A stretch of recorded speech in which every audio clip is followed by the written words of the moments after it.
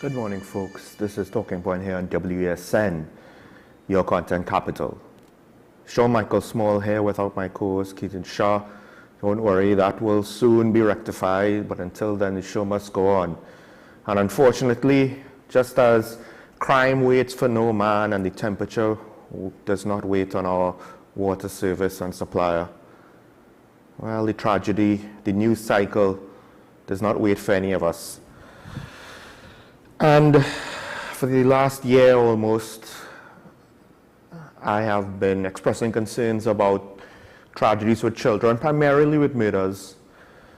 And now a couple more tragedies occurred, not necessarily murders, but still tragedies nevertheless that we need to acknowledge and put in perspective and ask the relevant questions, because these sort of scenarios I find are becoming too frequent.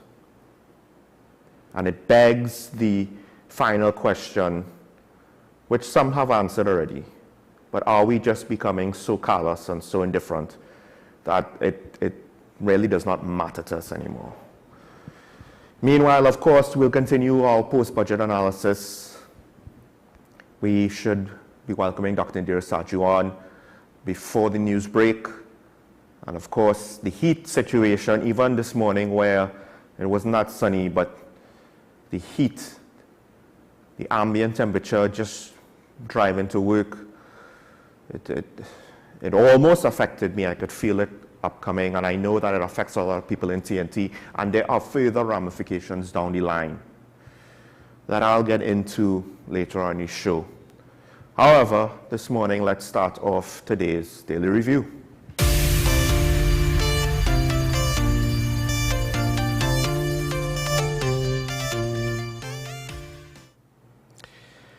And this first story, it's difficult to know what to make of it. And I want to caution people and say that it's all right to fear the worst. Let's not assume the worst. And what I'm speaking about is the fact that a newborn baby girl was found yesterday in a black garbage bag in a garbage bin by sanitation workers. Not much is known with regards, as far as I'm aware, with the circumstances of her death. I do believe, however, it is how her remains were so casually discarded. And I say the word casually as an assumption. But one would imagine it should not be easy, no matter how difficult it is in the moment and what the person's or the parents or whoever is responsible feel, regardless of how they felt at the time. The fact that the baby's body was left in the trash, I find at the end of the day, I can't but help assume that it was done with such casual callousness.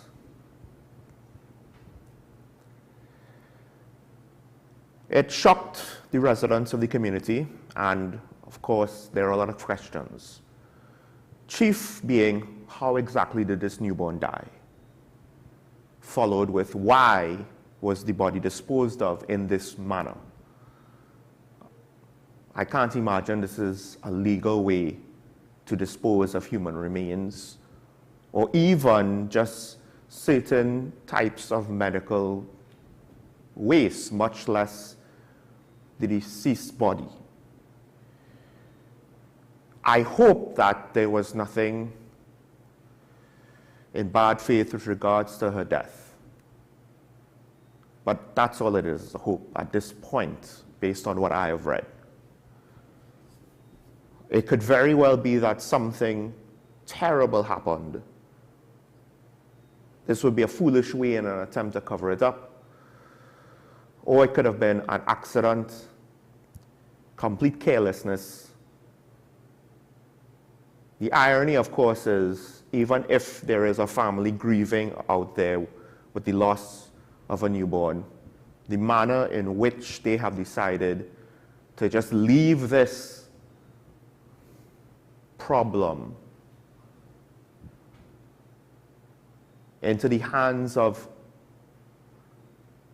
random people who were not banking on finding a dead newborn in the course of their daily lives.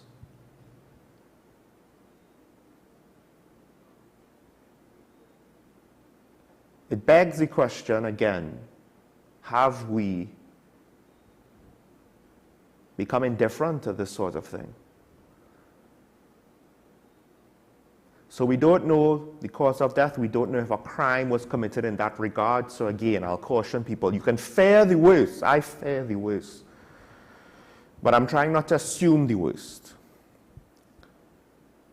But at the end of the day, I don't know how I feel about people treating a baby's remains in this manner. And that might just be bad enough for me to have a very low opinion of whoever is responsible. And I very much hope that this was not done without the parents' awareness, because Lord only knows what type of morning this would be if this is a surprise to them. But at the end of the day, we just have to wait. This is something I think the public should demand answers for. Even if the outcome is benign, there's certain things society needs to know to be sure that we have not sunk to a further level of depravity of which perhaps we can't even forgive ourselves. The fact of the matter is, I wonder if I could live next to people who will brush this off saying, well, it happened to somebody else, but it won't happen to me. You might not say it. You might not even think it. But for all intents and purposes, actions speak louder than words. And how you treat with this says a lot. And I don't know if I want to live in a country that says the wrong thing, at least in my opinion. Because at the end of the day, the more these sorts of situations happen, where human life is taken for granted, and then beyond that, the lives of the vulnerable, the elderly, but even worse, the elderly has lived a life. It is tragic, and things should not be done and inflicted upon them. But with a child, with a newborn, that life was over before it could even experience anything. And if children and babies we no longer hold sacrosanct, we no longer protect, we no longer care about their well-being to this extent, and it potentially gets worse, because whatever trend you can see here, it's a downward one. Is it not? An acquaintance of mine, a friend of mine, I remember she was the victim of a home invasion years ago. This is not part of the current politics. She was home alone with her baby. The baby was crying. The criminals did not threaten her. Criminals did not attempt to silence the baby with force. They just allowed her to take care of her child while they went about their business, as illegal as it was. They left her and her child alone. And now I wonder, at what point will somebody who just does not care say, no witnesses? As the trend continues downward, ask yourself, at what point will you still think you're untouchable? If children and babies can become victims of everyday violence and casual disregard in this case, ask yourselves, how long before it might happen to you? Because there are groups in this country, and I won't say who because I don't want any accusations of inciting anything, but I do feel that there are groups in this country who think they're running the show, and it's not really touching them. that they're untouchable, that they're beyond it. But this is how society breaks down. It's the little things.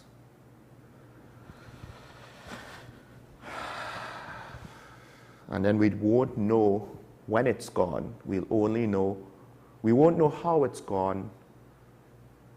We'll only know well after it's gone. Moving on to the next story. Another tragedy involving a baby. This time it's a very unfortunate story. A family lost a baby girl to fire. The source is not yet known. This is in Shogunas. There's speculation that perhaps a fan left in the room to keep the baby cool, because let's face it, in this heat, if you don't have AC, you need a fan, right? This heat is that bad. And to be honest, I haven't even thought about the risks of babies that are not in a cool enough environment. However, it's speculated but not proven yet, so we wait for the investigators to give a determination. That might have been the cause of the fire. There was no adults directly in the same room with the baby, so when the fire broke out, there was nobody that could reach her. Family members and neighbors, and even a TNT crew nearby, tried just about everything they can when you read the reports. Some family members getting burned themselves, trying to force their way through the fire after attempts to use garden hoses and fire extinguishers from a TNT crew, assistance from neighbors, even attempting, I believe, to break in or to reach for the child's crib with a garden hoe. All those attempts failed. Now,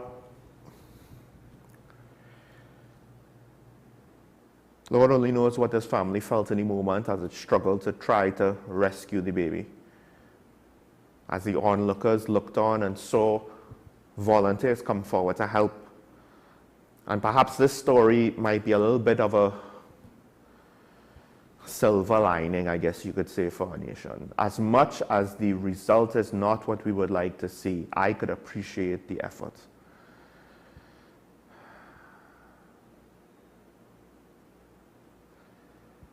Of course, I have to ask the questions. One neighbor reported that he estimated, in his opinion, and in the heat of the moment, such estimates could be very off, but he estimated it took 30 minutes for the fire service to respond. If that is true, we don't necessarily know why. When was the fire service contacted? How were they contacted? Etc., etc. Was he saying that it took them 30 minutes after the point of contact, or after the start of the fire, or should I say when they realized there was a fire? We don't know how exactly he's defining his estimate. But it's a question that has to be asked, because given everything that's happened, the benefit of the doubt went out the window a long time ago.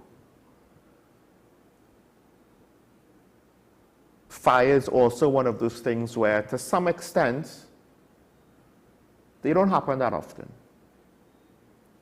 And we take it for granted. And I believe we are not the only ones who took it for granted when so many situations, deficiencies in the fire service was allowed to pop up. But unfortunately, with a heat wave,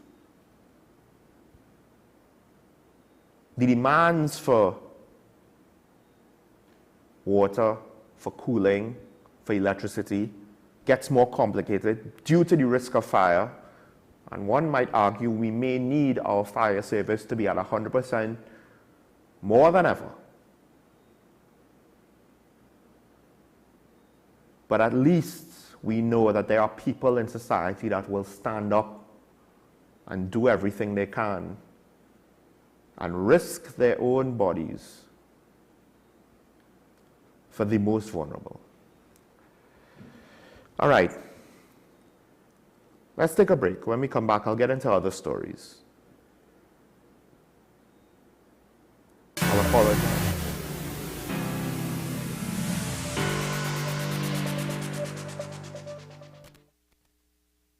Let the Home Store turn your house into a home you love. Get everything you need to give your home that special look and feel. We offer household items, lawn and garden, paint center, hardware, plumbing, lighting and electrical, toys and storage solutions. 5 convenient locations: 6th Avenue Barataria, The Falls at Westmore, Pennywise Plaza Shoguanas, C3 Center Branch and C3 San Fernando. Check out our Facebook page for more information and come visit us today. The Home Store. Turn your house into a home you love. Fan Zone, your reliable, authentic supplier, has just gotten better. You can now visit our website www.fanzonett.com for your authentic wear and collectibles. The only place where you can use both your Visa debit and credit cards. Visit our website fanzonett.com to make your purchase today. You gave us the inspiration to be first. We gave you the solutions that put you first. You walked with us side by side, and we continued to serve you with pride.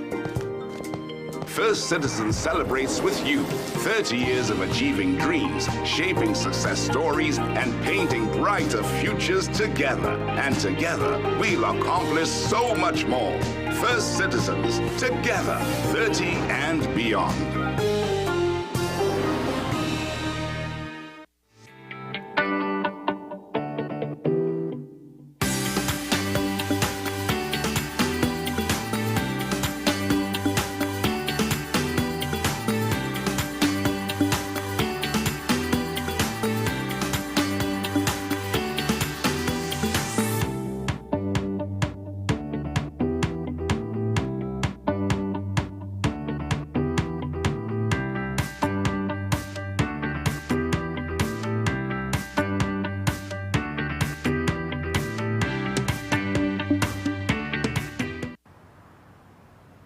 Bill and Ruth fell in love with the Benjamin Moore color Dry Sage, but they tried to match it using another brand's paint. I mean, it's close enough. Almost identical, really.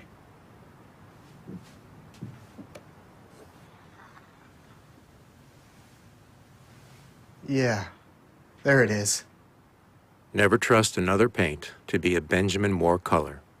My name is Carl Media, and I'm the founder and the host of Ever Increasing Voice Ministries. Join me every Saturday and Sunday on WESN, this powerful station, at 9 a.m. on Saturdays, 1 p.m. and 7 p.m. nightly. Also on Sundays, I'll be on at 7 a.m., 1 p.m. and 7 p.m. at night time. When you come here, we are getting people heavenly ready.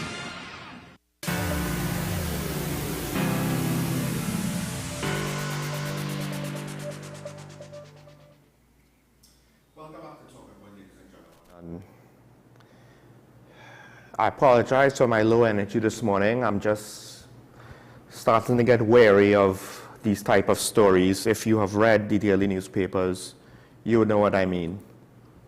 And again, I'll just say, those who think that they're untouchable,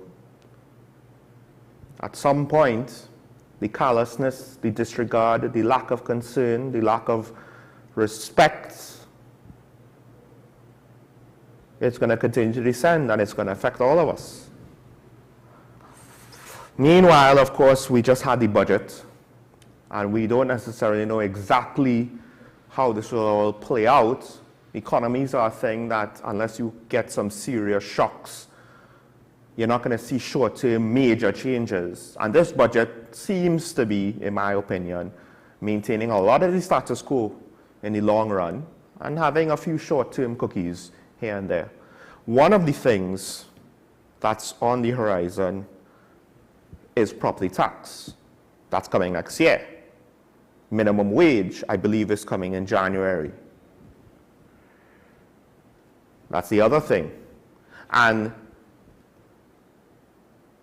the Minister of Finance, he was taking questions at the TTMA's post-budget discussion, and he was asked about the consequences of these things, and he basically said, well, look, on one hand, I'm paraphrasing here, if you think that you could never increase the minimum wage because prices will increase due to increased costs, you'll never raise it. And he has a point. You know, you raise a minimum wage unless you are completely ignorant, going into the situation knowing this is going to upset the balance that the market has found itself, labor market, whichever individual product market, etc., etc. You're going to increase on the cost side, you're going to increase on the wage side, it's going to have to settle into a new equilibrium. To be fair, the minimum wage increase is somewhat conservative, it's only $3. So with regards to these sorts of concerns, I think it should not necessarily work out to be too bad. Maybe Dr. Sajiwan will have something to say later on when she joins us, if she has an opinion specifically to this. Then he also mentioned about rental properties being very competitive now, and he didn't necessarily see those costs being transferred to renters because it will reduce your competitiveness depending. Now, on one hand, he's saying the cost isn't necessarily that much. So why pass it on if it might affect the competitiveness of your own property? I would like to say, though, generally rents never go down, they only go up. And I do wonder to what extent really is rentals competitive. I understand, at least in a theory, it's a buyer's market, so to say. So it is putting some downward pressure, which a lot of landlords are generally not willing to acquiesce to. Because not everybody is a rich landlord. Some people, it's their nest egg. They have relatively few holdings, 1 or 2 properties, and they put a significant amount of their net worth into those properties, and maintaining them isn't easy. And $200 a month is not something to laugh at for people in those circumstances. But if it's so small, will customers balk? You might not like to hear that I'm $500 to $1,000 more than another place, but $200 more than another place? If I like your property enough, I might just do it. And the cost, at the end of the day, this is an upward pressure. Because property owners everywhere could just all say the same thing. Well, the government taxing us more, so we have to increase a little bit. If everybody says it, then it's an even playing field. The minister assumes that the market will want to be competitive as ruthlessly as possible. But in TNT, that generally does not seem to be the case. So I understand to some extent his rationale. And it's based, with regards to the minimum wage, he based that on observable information, past behavior. The last time the minimum wage was increased, but that was then. And this is now. And instead of looking at the richer days ahead with the sun coming over the horizon, we're now wondering exactly how long before the sun will finally set on the wealth that we used to experience. It isn't all dried up yet, but we're counting the years, I would argue, at this point. So I think, Mr. Minister, sometimes your attempt to defend your position aggressively, that too comes across a little bit as callous, at least a section of the population. And speaking of the budget, one might forget Movement for Social Justice political leader David Abdullah. He brought up something which I actually find surprising. It has not been a phrase I've heard much, and maybe it's because I was trying to hear or pay attention to too many different post-budget analysis shows on the night after the presentation. At one point, I was quad boxing. I had everybody up. I wanted to see the various broadcasts. But eventually, just the information, even if I just followed one, it was too much after 5 hours of the minister speaking and then 3 hours of various experts speaking on multiple channels that night. But what struck me the morning after was, I do believe last year, a lot of people came out and say the consensus buzz phrase or buzzword sentence was, well, where's the vision in last year's budget? It's a lot of things in piecemeal, but it doesn't come together. How does it come together? We don't know. And of course, the minister's presentation, like this year, just like last year, does not really tie things together. It looks like a mess, to be honest. It looks like not having a plan, but rather just trying to play defense, as we said yesterday, and as Karen said, to control costs. That's it. And to be fair, if that's the plan, fine. I think people will have more confidence if you could say that that's the plan and explain then your decisions based on that vision. But David Abdullah is saying, well, this budget has no vision. And without such explanations, again, the presentation is very amateurish at the end of the day, on a technical level. And it's very much, I assume, crafted to meet a political objective, or written by technocrats who don't know how to communicate, that is to say, financial and economic technocrats, because the Ministry of Health, I appreciated a lot of what they did, but how they communicated what they did, I think, caused them more problems than they actually deserved to have blamed, put on them for. And it could be in this case as well. There was one point where the minister was speaking about technological things and investment in e-platforms and digital technology, et cetera, and it felt as though he was just reading words that he barely understood. And somebody probably tried to explain it to him, but at some point, the technobabble, he's just reading it. So to what extent was it written for him, and it was written badly by technocrats? To what extent was it written badly by party political officials who only cared about trying to make things not look so bad, by cabinet consensus, who probably, again, only cared to make things not look so bad? I would be very much shocked if someone told me that an expert public relations communicator, or team, rather, in a project as big as this, it would be a team, crafted both the budget statement that the minister read, as well as the plan for investment, just based on how disorganized it appears. Just based on the fact that you have to put effort into trying to put the pieces together yourself.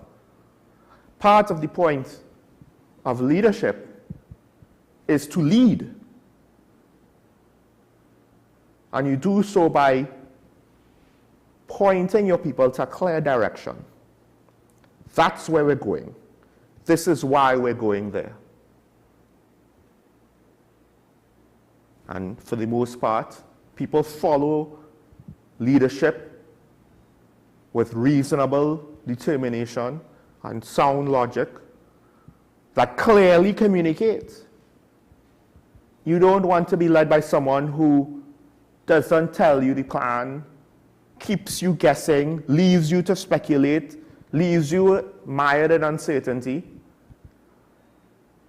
And the sad part is, I very much don't want to assume malice in this case. Don't assume malice to what you could attribute to incompetence. And I believe the latter is probably true, because we see examples of it all the time across multiple areas. To some extent, though, is the ignorance willful and indirectly malicious? I don't know. But I agree with Mr. Abdullah at the end of the day. You know, there's some Christmas goodies for a few people, and There's a lot to be asked about what is the actual plan? What is the goal of the government beyond just trying to hold on to power? But to some extent, it's the voting public again that accepts. You know, at least in other parts of the world, they do a better effort of marketing themselves and their ideas. But we in TNT, we seem to be content with the barest minimum, cheapest effort put forward. And I'm not going to lie, this budget, as a presentation, probably was a very cheap effort. And again, I really hope that a team of communication professionals were not consulted on this, and this is what they gave, and the minister was actually willing to listen to their advice, take their presentation, and present that. Because this budget is just like last year's budget. So, as it was said last year, where's the vision? Where's the plan? What's going on? What's the point? What's the focus? What's the direction? I found it strange that people did not, at least I didn't hear it. They might have said it, I just didn't hear it.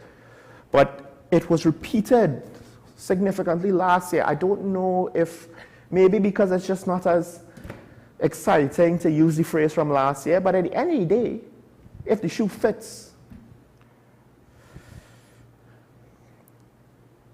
And interestingly enough, at the TTMA, this is the TNT Chamber of Industry and Commerce annual post-budget meeting, so it's not the TTMA, sorry. Somebody asked with regards to accountability for last year's budget, were things that were said in last year's budget actually implemented? Did the money go where it was supposed to go? Did the projects and the expenditure for last year, we ain't talking about the whole project, but the money is carded for last year, however it was spent, on whatever it was spent for, we were sold a bill of goods in last year's budget. That's what more or less the budget is. It's an extension of campaign promises, which it should not be. But that's what it feels like. And who holds the government to account? Is there any accountability? Where's the data? Because it seems as though a lot of what's said in the budget presentations year to year is just smoke and mirrors to try to get people to think everything is fine, move along, don't ask questions, don't be upset, don't cause a ruckus. And I understand with financial and economic stability that does matter. Just look up the Great Depression and you'll get an explanation why, but still, that can't be used as an excuse for poor leadership and political rug sweeping. Okay, just only have a couple minutes before hopefully we welcome our guests, so I'll be quick. One daily newspaper pointed out several issues with the heat. Of course, be mindful of your animals, but also realize that wild animals are also on a strain. One activist called for perhaps maybe a suspension to hunting. I don't know if I agree with that, especially if the hunter is a subsistence hunter. That is to say, they hunt just for themselves, for their own consumption, and they survive off of it. Commercial hunting, maybe. But if animals are under pressure, just note, their stress will cause them to react in a different way. It might cause the environmental conditions of our forested areas and our oceans to not be quite the same. So be careful. We don't know exactly how their behaviors might change. More importantly, farmers are complaining about losing crops in the rising heat. Be on the lookout for rising prices for certain things as some of the suppliers cut, because we do have some local production that is introduced into the supply. Or in some cases, it could be the majority of the supply. So be on the lookout for that. Don't be surprised.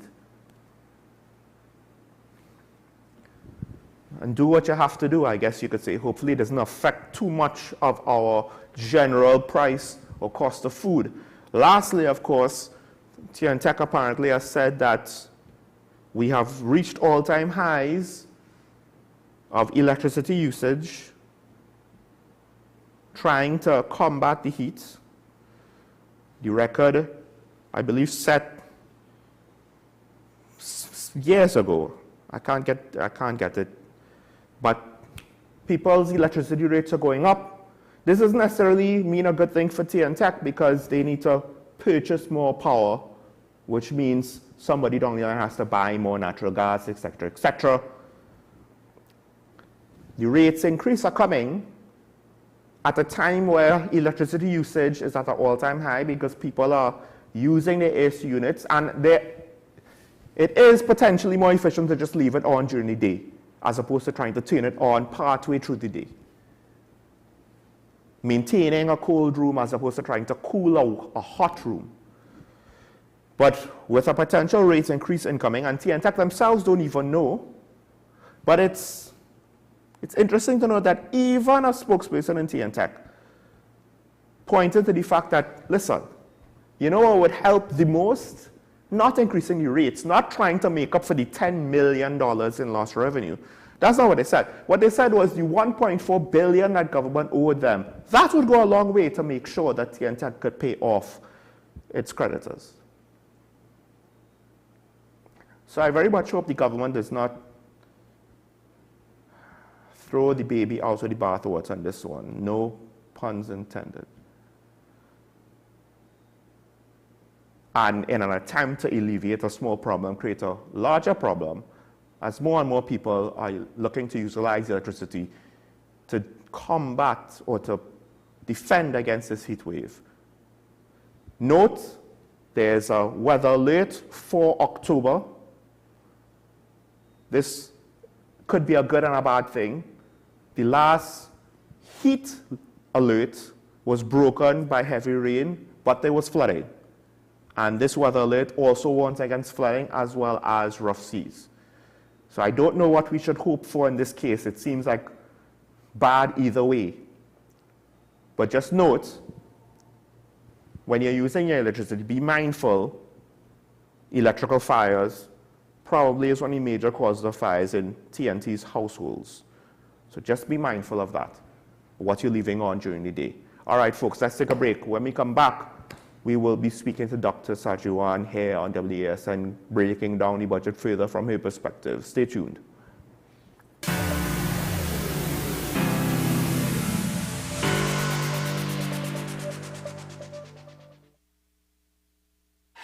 FanZone, your reliable, authentic supplier, has just gotten better. You can now visit our website www.fanzonett.com for your authentic wear and collectibles. The only place where you can use both your Visa debit and credit cards. Visit our website fanzonett.com to make your purchase today. Every word, every line, every paragraph depicts a real moment in someone's life. A father, a sister, a mother, a brother. We at Newsday are dedicated to you, the people, and through independent, unwavering journalism, strive to always bring your stories to life. Because your stories are more than just words. Newsday, independent and credible. You gave us the inspiration to be first. We gave you the solutions that put you first. You walked with us side by side, and we continue to serve you with pride. First Citizen celebrates with you 30 years of achieving dreams, shaping success stories, and painting brighter futures together. And together, we'll accomplish so much more. First Citizens, together, 30 and beyond.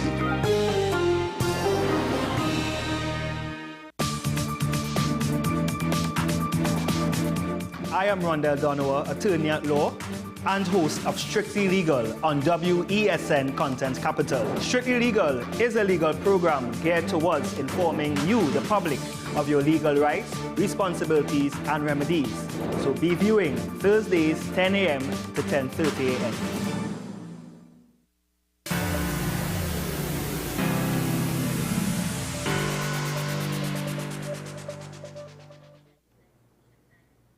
Sorry. So welcome back, ladies and gentlemen. Sorry for that. And of course, as promised, we have, well, she's a specialist consultant and an economist, Dr. Indira Sajuan here to give us her thoughts with regards to the budget presentation. And Dr. Sajuan, I just want to, well, thank you for coming, and I just want to go straight into it. If you would care to give your initial thoughts before we go into any specifics, there are a couple of topics, but just your initial overall view of this budget presentation. Sure. Well, I mean, I've already said it. My view is that this budget, to me, represents the beginning of the election campaign for 2025. It is low on expenditure and very short on vision and direction and purpose towards transforming the economy of Trinidad and Tobago beyond oil and gas. It continues to place a very high reliance on oil and gas, even though the entire world is moving way beyond fossil fuel. And while I appreciate that once we have the resource, we need to monetize it. We need to, in fact, we should have started quite a long time ago transforming the sector so that we could be, so that oil and gas, for example, should be contributing less than 20% to our GDP, and other sectors such as manufacturing, tourism, agriculture, etc., should be contributing a lot more to it. But there is nothing in this budget that points us to the direction of that happening. Yes, any public sector investment program, even green energy, the amount allocated to it is not that much, relatively speaking. Now, you came out before the budget, you were calling for diversification. And I mean, this might seem like a straightforward question, but perhaps it's something that we need to ask. Is it that, you know, the task seems so insurmountable, nobody wants to start it, and we just never get it started? But at the same time, I think I was saying that we're more or less counting down the years until the sunset on our oil and gas money is more or less gone, right? The sunset happens. And then what will we be left with? I have to ask. Is nobody taking the long view on what comes next? Well, if you look at sensible countries, they take the long view. And when they have the largest coming in from one particular primary sector, what they tend to do is they use the benefits and money that is coming from there in order to be able to put their economy on a long-term pathway to growth and development. You know, we use the excuse of the Dutch disease and we hide behind that, and I think we're too smart people to continue to do that. In my view, it is really about politics trumping economics. And maybe it is simply that those who govern on our behalf simply don't have the capacity or the know-how in terms of how to do things differently. If we look at the budget, you talked about the PSIP program. In fact, this is one of the largest budgetary allocations for PSIPs. It's about $6.1 billion, but the reality is, and the trends over the last maybe 10, 15 years shows that we don't have the capacity to spend in infrastructure development towards the growth $6.1 billion. So I don't know how the minister hopes to achieve it this year. On average, we achieve, in the best of times, we achieve $3.5 billion in expenditure in the PSIP. And in fact, it's only during COVID that we crossed the $4 billion, and that really was about necessity. So that PSIP really is the mechanism that the government should use in order to develop the enabling environment, the infrastructural environment to support the growth of new sectors like manufacturing and agriculture, tourism, etc. But our capacity to implement is simply not there. And when you look at what's published, because they published the plan for 2024, but less than 1/6 of the money is for what you just said, trying to get industries, improve their capacity, improve their earning power, improve their capabilities. You know, a lot of it is very indirect, and that's to some extent being generous on what they could do for the economy, like infrastructure, like transportation, et cetera, et cetera. But now, I do wonder, you said that it's due to politics, and I would probably agree with you in this sense. Petrochemicals are a very lucrative industry. It's a very high-end field. They have a lot of high-end jobs. What we could do, alternative to that, right now the only two things that seem to be on the table are agriculture and tourism. I believe you've mentioned these two things yourself. And that entails a lot of low-end entry-level jobs and manual labor, and it's not as glamorous. Could it be that the government is looking at these industries and saying the population will not like it, they will not necessarily adjust to the cultural shifts, to the challenges of what that will entail, having to now be in the tourism sector, a lot of service industries, and with agriculture, with a lot of just physical manual work?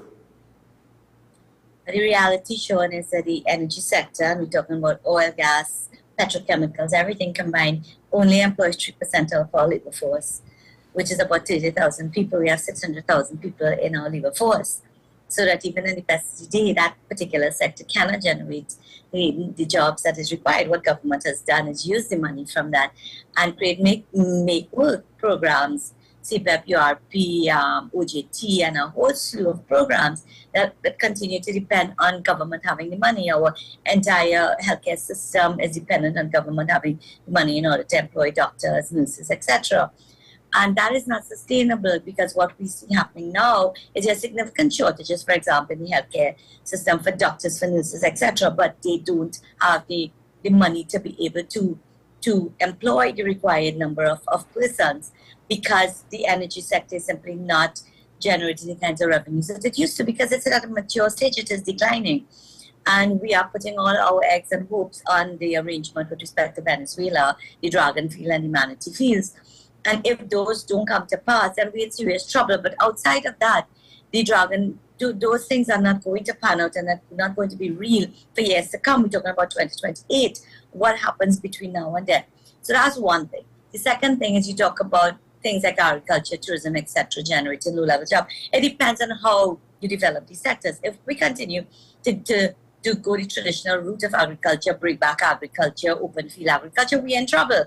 Because if you just think about climate change and the impact that climate change is having on the way crops, the plants are producing. I mean, right now, we have been now for months suffering heat waves, and the result is evident when you go to market with the price of locally produced food. We are seeing it because the crops really are not getting a chance to be able to come to market in the way farmers know. We need to talk about greenhouse farming, vertical farming, technology-based farming. We need to make agriculture, attractive, so that it is responsive to the challenges of climate change. It is responsive to the fact that we're a small island state, and we need to be able to use our these spaces that we have in a lot more productive manner. And there are a lot of pockets of activities in agriculture that are happening that are moving more and more up into that high-end area. We have to ask ourselves, what is it we could produce that the rest of the world will buy from us and pay good money for? The whole range of superfoods, which we have the natural ability to be able to grow. Case in point, where are the farms? Where are the moringa farms and the soursop farms? The produce that we can actually be leveraging in an international market space, selling to the rest of the world, adding value. Where are the scorpion pepper farms, for example? These are the areas that we need to aggressively be supporting, and government policy needs to support it. But it can't happen when you talk a lot in the budget about food security and its importance. You mention all of the existing incentives that are already in place, but are very challenging to access. And then there's a disconnect between the incentives that are in place and what the needs of the farmers are, and therefore it needs an entire overhaul. You talk about moving the sector to be a tax-free. I'm not sure what that really means. And then when you come to actually allocating money in the budget to agriculture, the best you could do is $1.4 billion with an additional $400 million to do God alone knows what, because there's no accountability. Yeah. Well, because at the end of the day, over 90% of that is for recurrent expenditure. So there's very little money left to be able to transform agriculture. In addition to which, Sean, if we are serious about agriculture or as any other sectors, we have to take a kind of cluster approach to it. We need to identify areas in there that we want to promote, and we need to do it at scale. So if we're talking greenhouse farming, we can't just use the IDB and provide an incentive and hope farmers will then go and borrow money and get into greenhouse farming. Our farmers don't have the knowledge and the skills that is required in order to do that in a way that is needed. We need to do it to scale.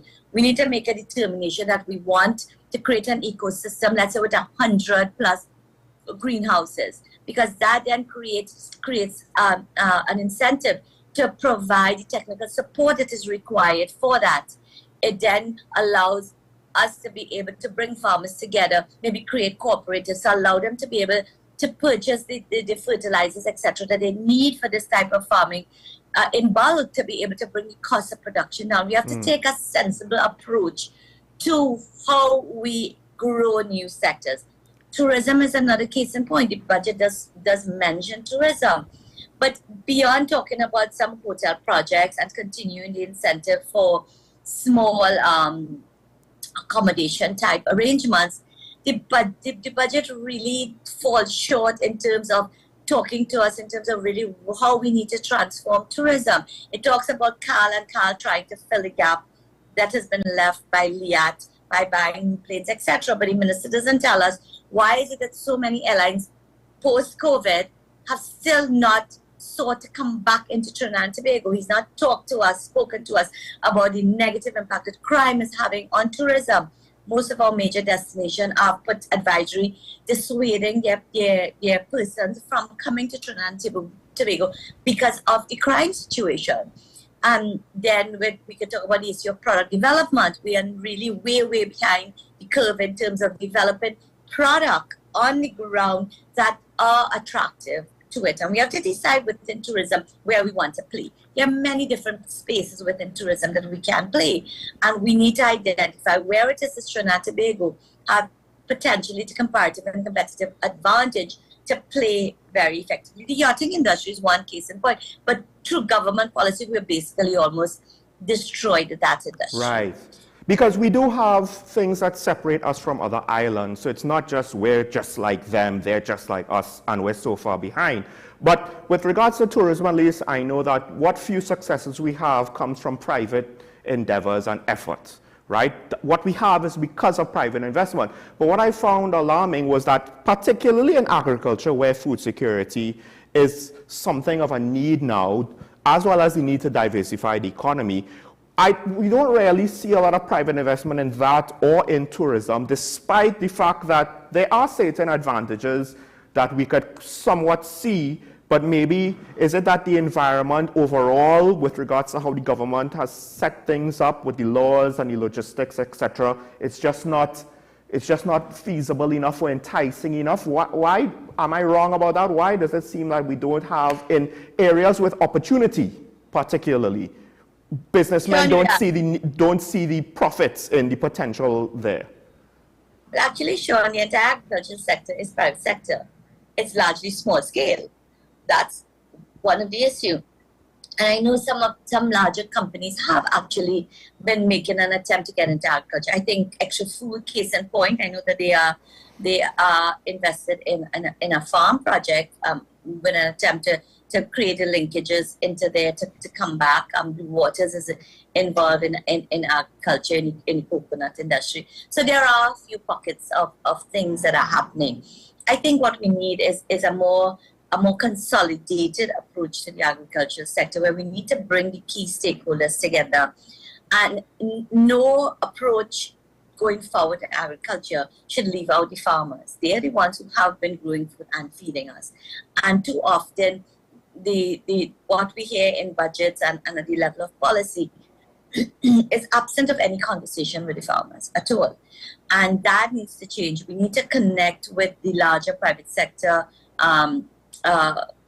conglomerates, for example. We need to connect with the University of the West Indies. It needs to be an approach where we have all aspects, and then policy. We need to bring it all together, and we need to really have a serious conversation around creating a strategy that can be sustainable going forward for agriculture. We can't dismiss the fact that we are globally, there's currently a food crisis, and that food crisis is only going to continue to worsen. We cannot continue to rely as heavily as we have been doing on imported foods. You know, the minister mentioned the issue of the forex crisis that we have, and he talked about his approach is going to be to pull everybody in and to see how we can better manage the allocation of the scarce foreign exchange. But we really need to talk about how we can generate foreign exchange, how we can increase the supply of foreign exchange so that we do continue to have that problem.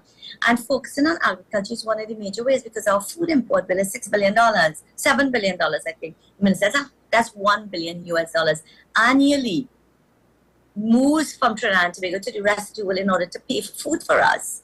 Herein lies opportunity. Even if we could simply cut the food import bill by a percentage, let's say we could cut it by $1 billion, $2 billion, that would be huge in terms of the savings that we could have in our foreign exchange. That's on the one side. And then on the other side, if we could shore up our agricultural sector in such a way that we could be exporting not just primary agricultural produce, but value added. If we can look at our agricultural sector, not just Trinidad and Tobago in isolation, but understand we live in a region where there are mass spaces that we can link into. Guyana, Suriname, for example, we are more the manufacturing and the value adding.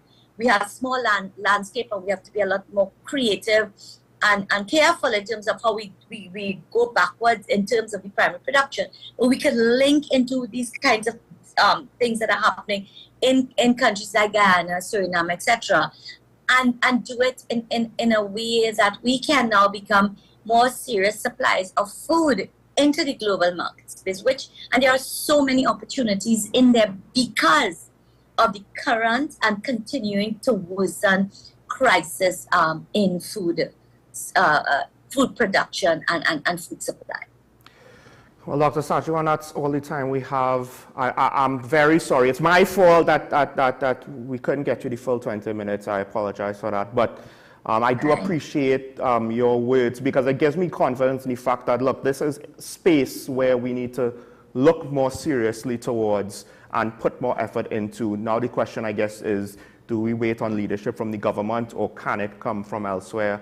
That is a much wider question that I don't care to speculate on right now, because we're out of time. So thank you once again. Folks, that is Dr. Indira Sajuan. She is a specialist consultant and economist here in TNT, one of our leading minds on these sorts of matters. And we would do well to heed their advice. But we do have news on the hour next. We'll be right back after this.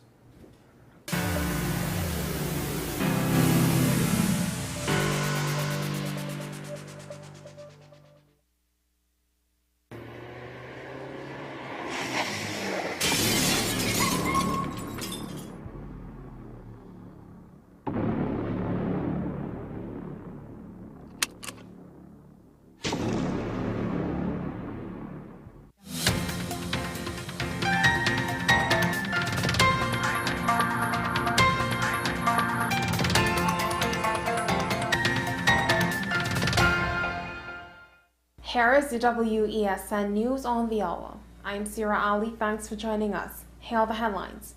Tragic house fire claims life of 1-year-old in Endeavour. Shadow Education Minister calls for accountability and enhanced funding allocation. Suspect allegedly involved in the Heights of Guanapo shooting detained. Regionally, Grenada inks air services agreement with Qatar, expanding CARICOM relations. Now for the details. 13-month-old Harley Passat off Sugram Street, Endeavour, Chaguanas, perished in a devastating blaze which began around 11 a.m. The infant was peacefully asleep in her bedroom when the flames erupted. In a desperate bid to rescue the child, Harley's parents, grandparents, and concerned neighbors rushed to the scene, risking their own safety to save her. Tragically, despite their efforts, the ceiling of the burning house collapsed, trapping Harley inside. Harley's mother suffered severe burns on her and had to be rushed to the hospital. Harley's father and grandfather, both of whom sustained burns to their faces amidst the chaos. An investigation has been launched into what started the fire. Police say they've captured 3 men, one of whom is implicated in the Heights of Guanapo massacre, in which 4 siblings were shot dead. Police reports indicate that the 3 men were arrested in a raid on an abandoned house in the Heights of Arepo at 3:30 p.m. on Monday. In custody are a 34-year-old, a 24-year-old, and a 21-year-old, all from Heights of Arepo. The 34-year-old is suspected to be the man who led the killing of the siblings. According to police, they found an AK assault rifle with magazine, a Beretta pistol with magazine, and a holster, 39 rounds of 7.62 ammo, 34 rounds of 9mm ammo, 10 rounds of 5.56 ammo, and 3 cellular phones. The suspects are at the Pinto Road police station. UNC MP Anita Haynes serving as the shadow education minister, emphasized the importance of accountability and effective resource utilization in the education sector. In a recent statement, she highlighted the need for the government to demonstrate tangible value for money in the sector while ensuring that allocated funds are meticulously accounted for. Hayes expressed concern about a funding shortfall in critical programs designed to benefit both students and teachers. She pointed out that some of these programs, previously discontinued by the PNM government, have now been reinstated under new names. Among the immediate challenges facing schools, she identified structural issues as top priority requiring swift attention. Regionally, in a recent development, Greendot has joined the ranks of CARICOM members by signing an air services agreement with Qatar. Prime Minister Dickon Mitchell embarked on a one-week overseas trip last Saturday, with Qatar being one of his destinations for this diplomatic mission. Press Secretary confirmed that the Prime Minister was accompanied by Sylvia Bennett Thomas, the Permanent Secretary in the Ministry of Infrastructure, Public Utilities and Civil Aviation, and Marlon Carter, a civil aviation officer holding the position of Air Transport Licensing Authority Secretary. Well, that's news to the hour on WESN. I'm Sira Ali. Thanks for watching.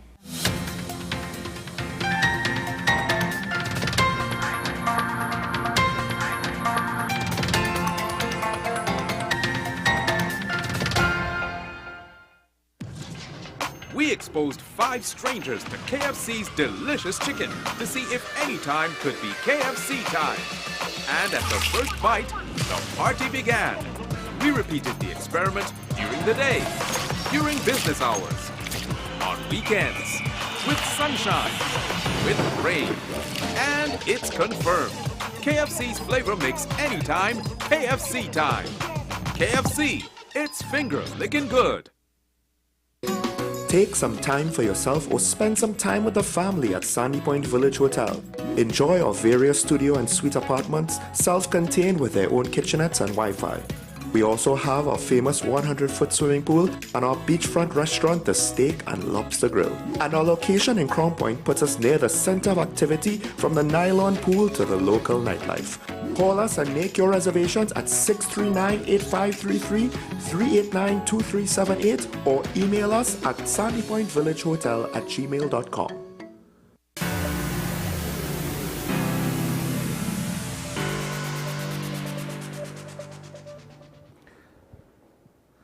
Welcome back to Talking About, ladies and gentlemen, and apologies once again to Dr. Sajuan. It's my fault. Ironically, I had all the intentions of cutting my speaking short early in the morning before the show started, and then the show unfolded the way that it did, and one might say, well, you're emotional about what happened to the 2 children, but that's not an excuse to cut into the time when these are the sort of things right now that we need to hear. We need to hear these important experts now so that it could trickle down to the rest of us, and hopefully it could cause some change in how we're thinking. Because that sort of change takes time. And then as our thinking evolves, hopefully, right? I mean, my responsibility, the speaker's responsibility is to make sure that information is good, and there are very various ways that we have responsibilities over that, and then you assess it for yourself of what's good for you or not, what you want to take away. But the point is, as the conversations improve, then hopefully our behavior will change to something more suitable for the challenges that we face. The unfortunate problem is the challenges that we face now, I don't know if it could wait long enough for us to reach a new point where we're more adapted to them. But what Dr. Sajuan said was very important. It's something that I myself have not necessarily considered, because it's fairly obvious you want production to scale. If we want to compete on international markets, But what will happen to a lot of the local farmers who necessarily can't scale up? They don't have the capital, they don't have the financial stability to take on a certain degree of risks. So they don't necessarily want to try to go from, you know, being a small farmer to being a mega producer. And then something goes wrong and they might lose everything. And that's assuming they could even get the capital to begin with in order to expand. And this is where leadership comes in. The question, of course, is where are we going to get it from? We're not even reached money yet. With regards to infrastructure, with regards to capital investment into farming, we just talk about leadership to determine a system that will include all of our farmers and not just turn agriculture in TNT into a mega conglomerate level operation only industry that just basically squeezes out all the little guys slowly or quickly, but surely, if it comes to that, if you need to be some mega corporation now in agriculture. So folks, the phone lines are open. We have our first caller on the line. San Fernando is with us. Good morning. You're on the air. Good morning, Sean.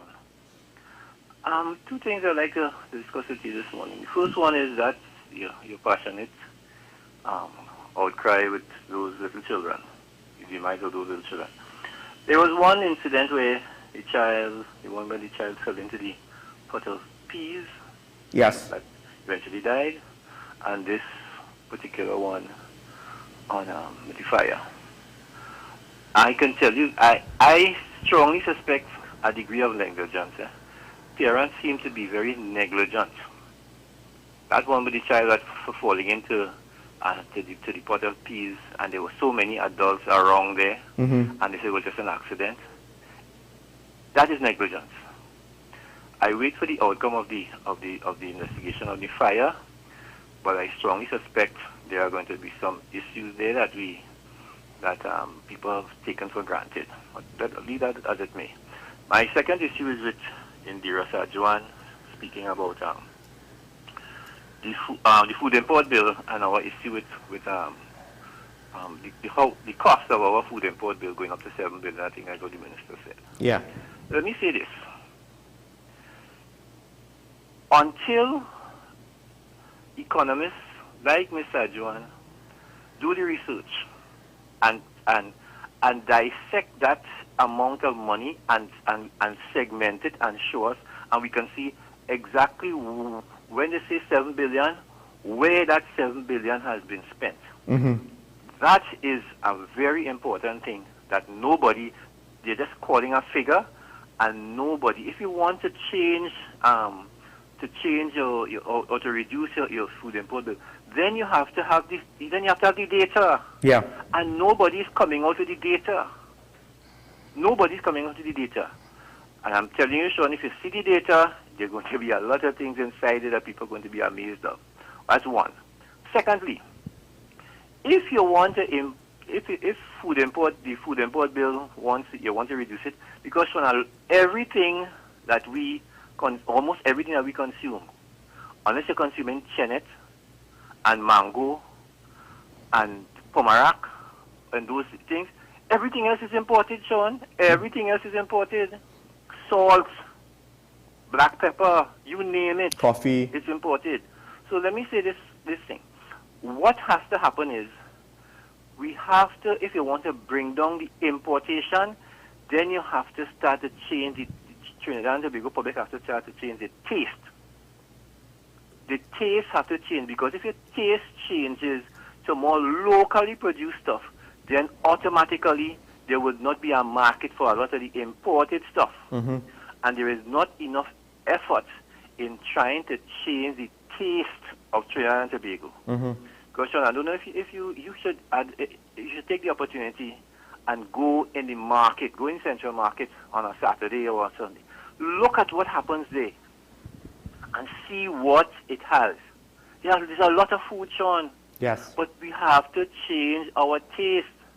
Rather than eating sausage in the morning or bacon, what we need to do is probably eat some karaili and okra. We have to change our taste. That is not happening in Trinidad and Tobago. Well, Mr. San Fernando, I would even argue if you want sausage and bacon, why can't we have local pig farms and complete local production on those things? Granted, you're right, on some level, yes. I don't know if we'll be able to meet all of our demands for it. Let me say one other thing before. So the taste do have to change. Somebody a chance, so let me say one other thing before I go. Well, I do have a question for you, so don't leave after what you have to say. Sorry? I have a question for you, but I'll let you say what you have to say Yeah, first. but because you're breaking up a little bit there, I'm not really hearing you, man. Uh-huh. Oh, but let me say this one thing before I go, Sean. She talked about the greenhouses, right? Mhm. There was a greenhouse program that was run about, let's say, almost 15 years ago. It was handled by a subsidiary of National Petroleum. The farmers put their money out and built greenhouses. I was affiliated with a couple of those farmers. Mm-hmm. And what happened is there was not enough technical support, and those farmers went bust, Sean, went bust, when they spent hundreds of thousands of dollars to put in those greenhouses. Right. So there is sufficient willingness, but we have to look at the technical side of these things and bring in the right people to assist for us to increase the volume. Have a good day, Sean. Thanks. Well, caller, I did want to ask if you could have told us maybe what you either suspected or knew generally with regards to the import food bill, well, what we would find if we look at the data of what is being imported, who is imported, where is it coming from, etc., etc. Because there might be some things that shocking that will give us new perspectives on it. But I agree with you. Reducing our import food bill is going to be a challenge. And even if we try to eat more local or direct alternatives, we'll still need to see our taste change and some substitutes be brought in. We have a calling line from Shogunas. Good morning, caller. Good morning, Sean. Morning, Professor. See how you transferred all the telephone problem to me. I couldn't get through for a while. Wow. I'm sorry to hear that, but, you know, the state of the country's telecommunications. One of the things you keep mentioning is people don't like this and people don't like that. That is why we have governments. I explained that to you. When God make Adam and Eve, he gave them one law and they take no time breaking it. Mm-hmm. That is why you need enforcement. So no matter what people like, yeah. the answer to that is in the governance. We talk about the annual administrative report, and that should give the logic for what you're doing so people could understand. That is why this last budget, which I missed out on talking about, was a total nonsense. Because it analyzed nothing. It didn't they give statements with no reason. We talk about security of tenure, and they say they solve it. But they don't tell you, Tobago said they solved this 3 times already in the last 10 years, and they never did. You can't solve a problem without examining the reason why you got the problem. And they have not addressed the problem for tenure. When I first went into the public service, you had, from the time a lease was finished, the next morning your lease was ready. And there was a reason for that. There was a logic for it. We went and destroyed it. Time don't permit for I to go into details. But if you have any questions on what I have said, I will be happy to respond. No, at the end of the day, I agree with you with regards to the need for annual administrative reports. I think before the budget, the Minister of Finance, he laid in Parliament one such report for one ministry. I can't remember what the ministry was. But that was 5 years old. And I don't even know, I don't even know if it was for last year. If my memory is correct, it could have been for a couple of years ago. But that is what the annual, that thing does. It estimates revenue and expenditure. Mm-hmm. How are they doing that? By the seat of their pants is probably the best explanation right now. They know about agriculture and Tobago and the lots too small and whatnot. What they don't tell you is when they bought big estates in Tobago, like They sit down and chop it up into these little pieces. Mm-hmm. Is the government is the cause of all this? Mm-hmm. Okay, thank you. Thank you, caller. I mean, what the professor just said there actually refers to some of the problems. And I mean, he cut straight to the point. We might not like it, but that's what government is for, to tell us what we need to hear.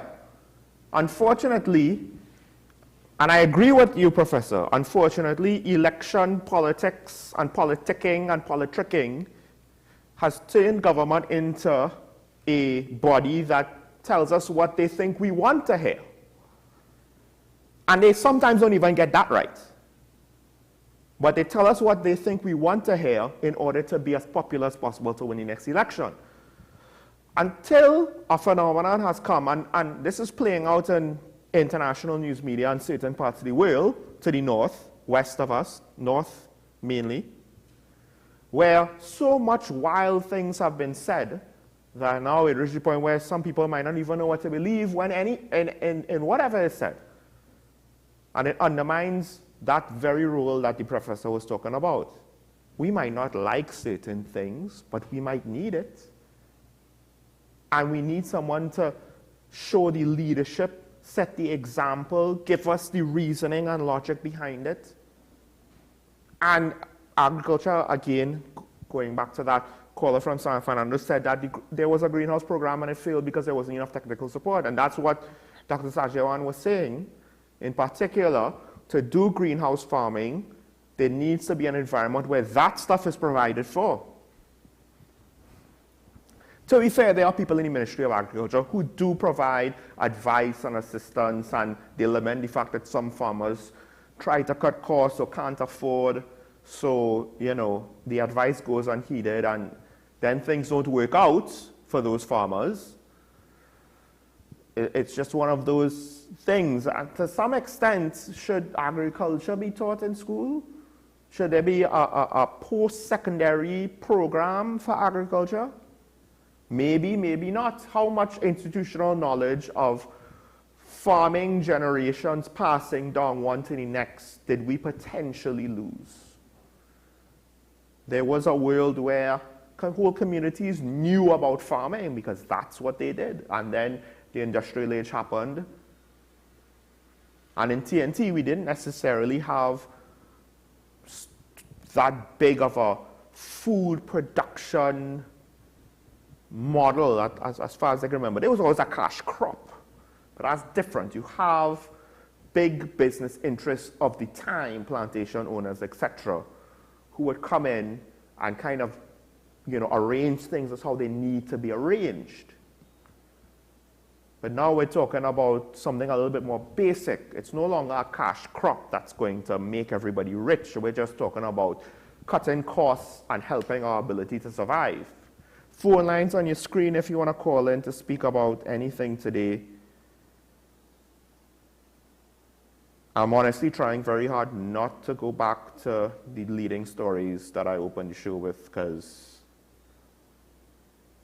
it's very hard to have a positive outlook on anything. And that's the sad reality of a society, of a nation, right? You need to acknowledge tragedy. You need to learn from the mistakes. You need to ensure that it never happens again. You need to not run away from it, not shelve the emotions and ignore it. You need to own it. You need to live up to the responsibilities that come from it. But at the same time, nothing stops. We can't afford it to. We have to keep going. And I find myself more and more thinking, and I've had these thoughts even when I was younger, how strange it is to continue living your life and doing what you have to do when tragedy befalls other people. And they're strangers to me, I don't know them, but so what? It's difficult to enjoy yourself knowing tragedy that has befallen. And to be fair to Mr. San Fernando, I don't know if I'm willing to say that it's negligence. I very much understand why you said that. And it very well could be. when you assess all the details of what happened in the case of the situation with the cooking injuries to the little girl who eventually died of blood clots. And in this case, you know, it very well could be, or it could be that we take certain things for granted with regards to child safety, and things that we did before, or things that we might do even with a different child in a similar generation and a similar environment, it's not suitable for this child. In the case of the fire, I mean, hasn't other people left a baby in a room alone sleeping with the fan on? Maybe there's more to that story. We have a call from Karipachima. Good morning, you're on here.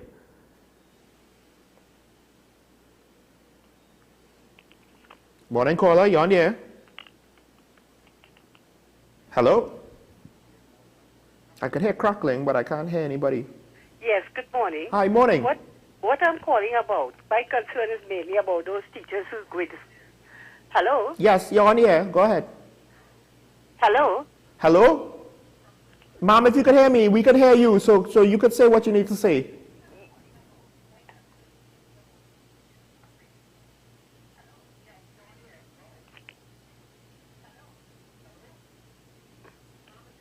Ma'am, go ahead and talk. We can hear you. Okay. Good morning. What I'm calling about is, my main concern is about these teachers who are teaching in this, you can say a furnace right now, because the place is so hot.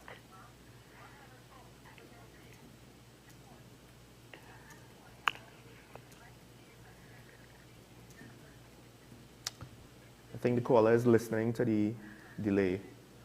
So I apologize. There are no fans in the school. The children are falling down. Every day there's a lot of casualties, and these people seem to be doing nothing about it. Absolutely nothing. So I don't know how they expect children to study and teachers to work in that sort of environment. So that is my main concern. Why these people sit in their air-conditioned chambers and driving in air-conditioned vehicles? I mean, some of the teachers and the children come from home with air condition and all that.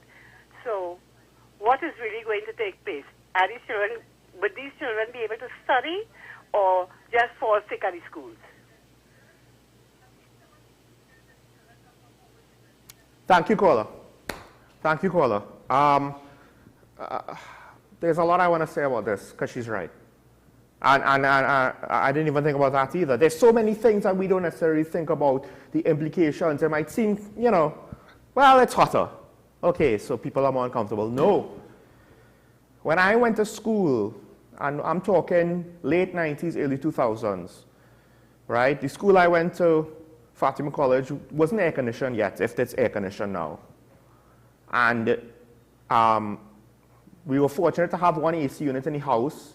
It was for my brother's room, and when he was away in university, my mother wanted me to sleep in that room. And even then, the heat was too much for me. I now have discovered potentially I suffer from migraines for my entire life. And the heat now is one of the things that trigger migraines for me. And it's been a bit of a somewhat scary. Hopefully this is all there is to it. But at the same time, just living everyday life is hard. If I had to go to school now, if I was 15 years old, 14 years old now, I don't even know how I could function, because back then, I was barely able to get by. I was having headaches so much, and my homeroom teacher acknowledged that he was a PE teacher. He acknowledged that I was physically not well, but I missed so much school in Form 3, he couldn't send me home. It reached that point. So, Lord only knows what's happening for the teachers and students who aren't in an air-conditioned classroom, much less one with no fans. And this goes back to what I said 2 budgets ago. Where is the plan? Where is the reserve? Or not even a reserve, just what's the plan for when we have emergencies? And believe it or not, this might actually, to the caller's credit, soon be an emergency, if not already. Because most people, as far as I'm aware, that work indoors, a lot of businesses have air conditioning. It might not be the coldest one, but you're cool enough. But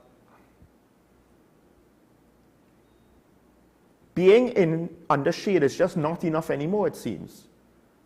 My own house is a steam box. We don't want to air condition the whole house. But now all of a sudden it's starting to become a thing that we have to think about. And a lot of families are thinking about that too. But the problem is that's fine when you're home. And then parents could go to their office job if they work at an office. But your child might go to what? What about primary school students? How are they going to function in this heat? There's only so much water they could carry and money and water they could buy. And I do think that this is something where, as silly as it sounds, we think about climate change, coastal erosion, flooding, big storms, hurricane season going out of control. Yeah, or the sun might just be so hot it might cripple certain aspects of our society. And what are we able to do about it? If anything, are we just going to take it for granted? Are we just going to be complacent and say, well, you know, we dealt with heat all the time. I don't know if this is like yesteryear. I don't know if this is like the heat that adults would have dealt with when they were going to school. I think this is different. I could be wrong. Maybe I'm just an old man now.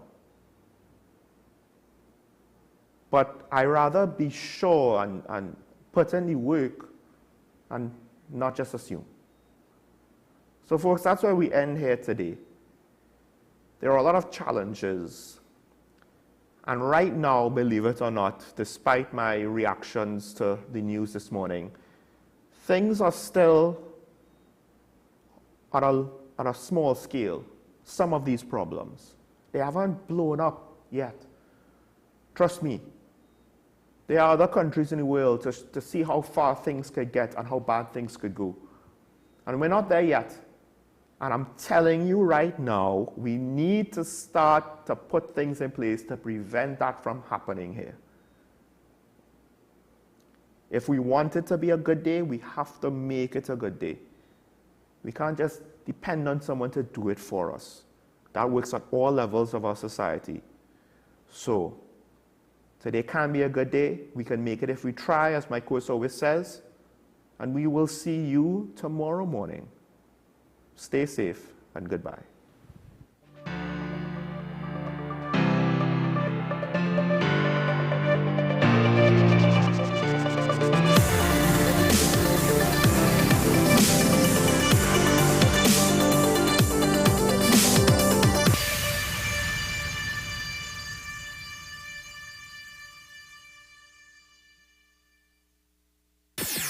WESN.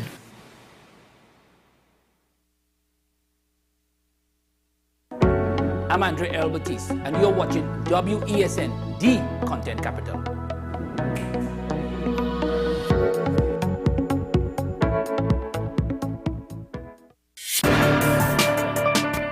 People really want to know, what about me? Where do I fit? Yes. What is in the ride for me in terms of a better Trinidad and Tobago? And I'm pleased to shed some light on that. The purpose of bail is to ensure your attendance at court. That's it. It is not punitive, it is not rehabilitative. We the police officers, we are professional and we are here for whenever the survivor